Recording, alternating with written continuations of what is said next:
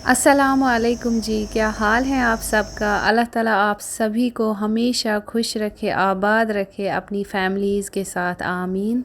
मैं आई हूँ किचन में और यहाँ पे मेरा जो रोज़ाना का काम है उनको करना शुरू कर दिया है। यहाँ पे जो है तेल की बोतल्स ना बिल्कुल खाली हो चुकी थी, तो इन तीनों बोतल्स को ना मैं फ़िल कर रही हूँ। तो एक में मस्टर्ड तेल डालती हूँ और एक में वेजिटेबल तेल डालती हूँ, एक में ऑलिव ऑयल डालती हूँ, जैतून तेल। ये 3 बोतल्स मैंने अलग अलग तेल के लिए रखी हुई है। मल्टीविटामिन्स के लिए मेरी कोई प्यारी सी बहन पूछ रही थी, मैं 34 ईयर्स की हूँ, क्या मैं खा सकती हूँ। 18 ईयर्स से लेके 75 ईयर्स तक ना इन गोलियों को कोई भी खा सकता है, ऐसी कोई बात नहीं। ये तो सिर्फ मल्टीविटामिन्स हैं। पहले के वीडियोस में भी मैंने ये मल्टीविटामिन्स के बारे में बोला था, मुझे लगता है पूरा वीडियो आपने नहीं देखा है बहन। एक और मेरी बहन पूछ रही थी कि मुझे दीदी मुलाठी पाउडर कहीं नहीं मिल रहा है। अगर आयुर्वेदिक दुकान से नहीं मिल रहा है या किसी पसारी की दुकान से नहीं मिल रहा है तो आप अमेज़ॉन से ना बहुत ईजिली उसको बाय कर सकती हैं। आपने सिर्फ सर्च में डालना है मुलाठी पाउडर, तो वहाँ पे ना कई सारे कंपनियों के आते हैं। आपको फिर रेट के हिसाब से जो भी ठीक लगता है आप उसे बाय कीजिए। तेल की बोतल्स को फिल करने के बाद नज़र पड़ी ये मेरे दाल वाले जार भी खाली हो चुके हैं, सोचा इनको भी फिल कर देती हूँ। इनमें मैं मूंग, मसूर, अरहर और चने की दाल रख लेती हूँ, जो कि हम रोज़ाना इनमें से एक एक दाल बनाते हैं या कभी 4-5 किस्म की ना मिक्स भी दाल बनाते हैं। तो दालों में तो काफ़ी सारा प्रोटीन भी होता है ना। अब सारे ही जार फिल करने के बाद इनको रख लेती हूँ अलमारी में अपनी अपनी जगह। मेरी बहुत सारी प्यारी सी बहनें कह रही हैं कि दीदी आप रोज़ाना वीडियो अपलोड किया करो। घरों में इतने सारे काम होते हैं ना, फिर बड़ा मुश्किल हो जाता है कि आप शूट करते रहो और घर में और सारे काम हैं, स्टैंड, कैमरा, उसको लेके चलो। वैसे भी जब से मेरा फ़ोन ख़राब हो गया ना, मुझे बहुत दिक्कत आ रही है ये पुराने फ़ोन से शूट करने की। अच्छा, तो एक और मेरी बहन ने कहा था कि मुझे बहुत ज़्यादा हेयर फॉल हो रहा है, मेरे बाल झड़ रहे हैं।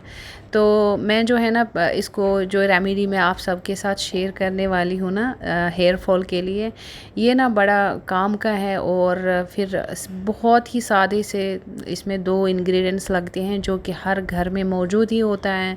प्याज तो हमारे खानों में, हमारी सब्जियों में डलते ही हैं, तो ये तो अवेलेबल होते ही होते हैं।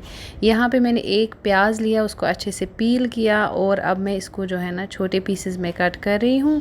मिक्सर ग्राइंडर का मैंने लिया है ये छोटा वाला पैन। कट किया हुआ प्याज हम डाल देंगे इसी में और इसको हम ग्राइंड कर देंगे। ये जो मैं आप सबके साथ शेयर कर रही हूँ ना हेयर फॉल के लिए, ये बहुत ईजी रेमेडी है और फिर कोई चीज़ें हमें ढूंढनी भी नहीं है कि सोचेंगे चलो मार्केट से वो ले आओ, ये ले आओ, अब यहाँ से ये नहीं मिला, वो नहीं मिला। मेरी आजमाई हुई रेमेडी है ये काफ़ी ज़्यादा हेयर फॉल को ना कंट्रोल करता है।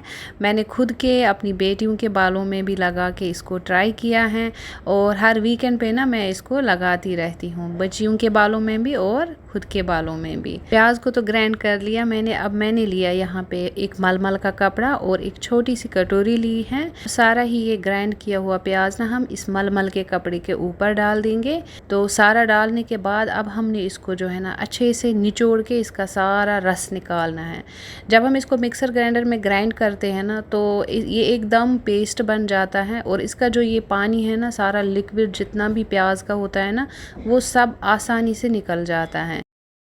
आपने इसको या तो किसी मलमल के कपड़े में डाल के ऐसे निचोड़ना है या फिर जो चाय की छानी होती है ना जिसमें हम चाय को छानते हैं, या उसमें डाल के ना ऊपर से चम्मच से ना हल्के हल्के से प्रेस करके, वैसे भी इसका सारा जो है ना लिक्विड निकलेगा।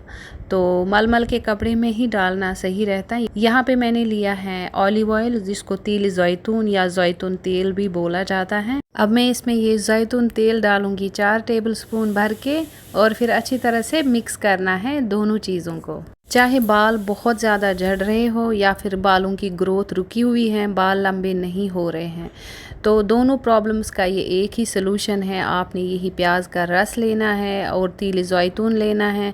इसी तरह से अच्छी तरह से मिक्स करने के बाद जो है ना आपने ये अपने बालों में हर 3 दिन में अप्लाई करना है। 3 दिन की गैप पे जब आप इसको अप्लाई करते रहेंगे ना, 4 से 6 घंटे या 7 घंटे इसको बालों में लगा के छोड़े। उसके बाद जो भी आपका शैम्पू है आप उससे जो है ना हेयर वॉश वॉश करें। मेरे पास ये सीरम की बोतल खाली थी तो मैंने बना के जो है ना ये तेल इसी में ही रखा हुआ है स्टोर करके, जब भी फिर लगाना होगा सर में 1 हफ्ते के अंदर अंदर हम इसको इस्तेमाल करेंगे। और रख दूंगी अब फ्रिज में, बिल्कुल भी ख़राब नहीं होगा। 1 हफ्ते के अंदर अंदर ही हमें इसको इस्तेमाल करना है। यहाँ पे मैंने ना वाटरमेलन मंगवाया था बाज़ार से, लेकिन ये ना सारा ही ख़राब हुआ है। गर्मी इतनी ज़्यादा है और अंदर से ना ये वाटरमेलन गल चुका है।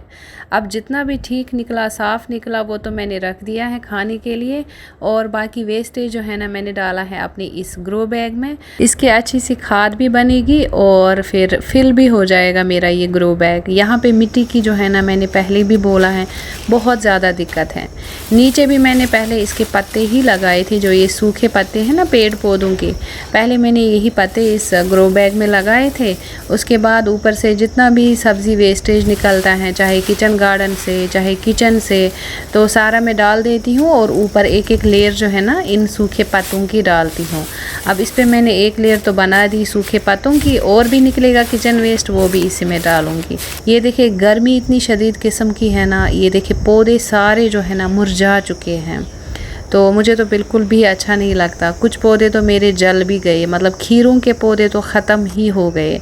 अब ये कुछ पौधे मेरे खीरों के बचे हैं, तो ये भी बहुत मुरझा गए हैं धूप से। किसी भी पौधे का ना जैसे ही फूल खिलता है ना, और अगले दिन मैं सोचती हूँ, अब इसमें मैंने हैंड पॉलिनेशन भी किया, अब मुझे जो है ना 2, 4 या 6 दिन में मुझे इससे खीरा मिलेगा या लौकी मिलेगी या फिर बैंगन। फूल तो फल में कन्वर्ट हो जाता है, लेकिन धूप से फिर मर जाता है। लास्ट ईयर ममा के बोन डेंसिटी टेस्ट हुआ था ना, उसके रिपोर्ट्स ना थोड़े से ख़राब आए थे, हड्डियों की कमज़ोरी बहुत ज़्यादा दिखाई थी। तो डॉक्टर ने यहाँ पे सजेशन किया था मामा को कि ये इंजेक्शन लगाने के लिए, जो कि उसकी बोन्स को ना फिर से स्ट्रॉन्ग कर देगा, ठीक है। तो ये डॉक्टर साहब ने कहा था 1 साल के लिए लगना है मामा को।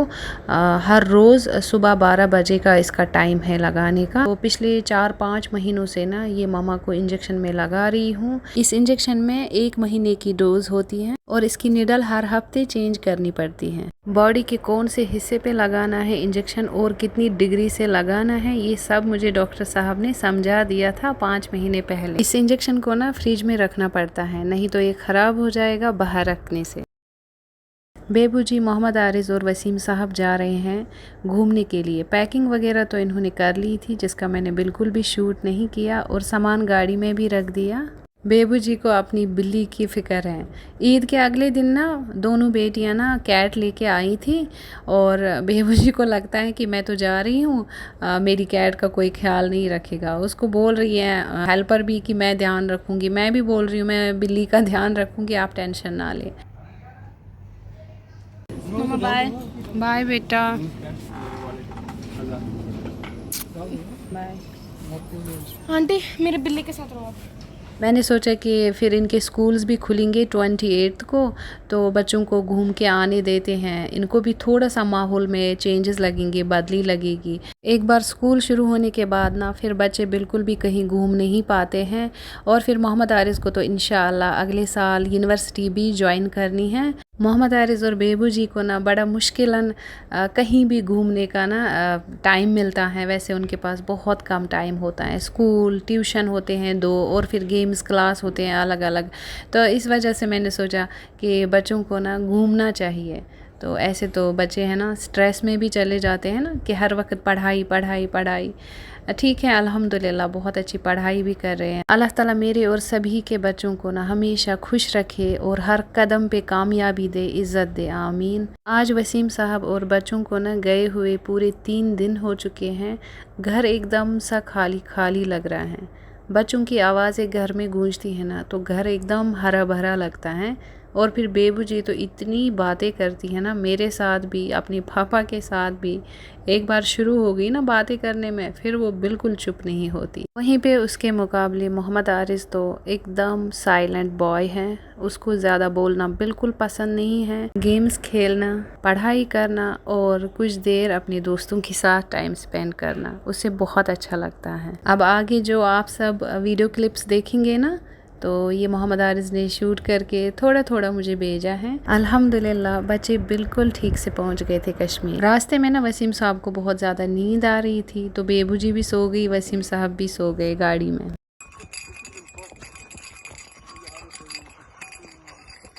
कश्मीर पहुंचने के बाद वो जहां गए थे ना घूमने के लिए, और वहां की वीडियो क्लिप्स हैं।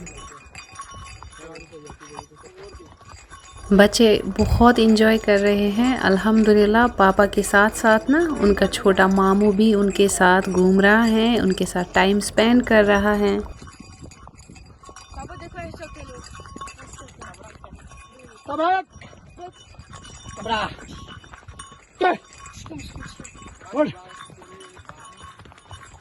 ये वापस नीचे भी जाएगा? क्या? वापस नीचे भी लेकर जाएगा? हाँ लेकर जाएगा।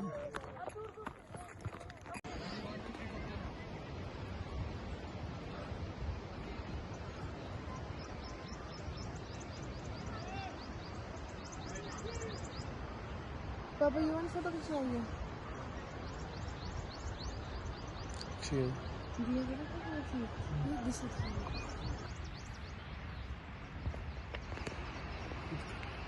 हमारे कश्मीर की खूबसूरती ना कहीं भी नहीं है इस दुनिया में सिवाय जन्नत के।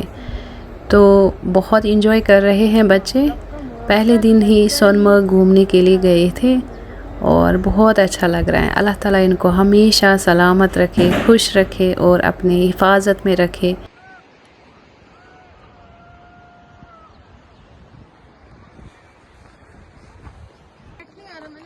नेट नहीं आएगा।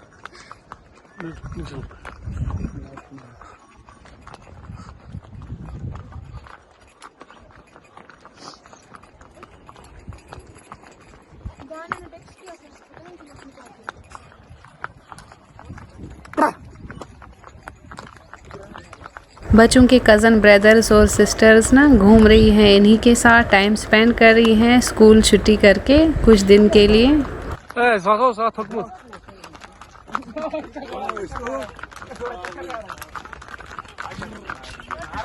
जो मजा आ रहा है, जो मजा आ रहा है।